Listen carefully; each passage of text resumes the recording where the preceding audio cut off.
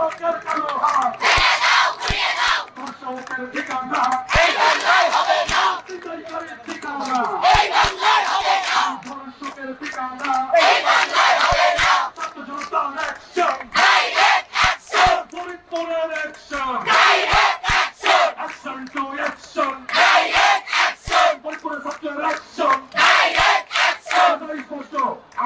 রাজনৈতিক তাদের নিরাপত্তা যদি আপনারা নিশ্চিত করতে না পারেন তাহলে থানায় বসে আপনারা চায়ের মিটিং করেন, জাগো সাথে বালুর মিটিং করেন, জাগো সাথে মুখ্যমন্ত্রীর কথা করেন, এগুলোর সাথে কিন্তু আপনাকে ওই থানা নিয়ে আবার চলে দেখতে হবে। সাধারণ শিক্ষার্থীরা, সাধারণ ছাত্র জনতা 5 তারিখে আপনাকে কি অবস্থা করছে এটা কিন্তু আপনারা জানেন।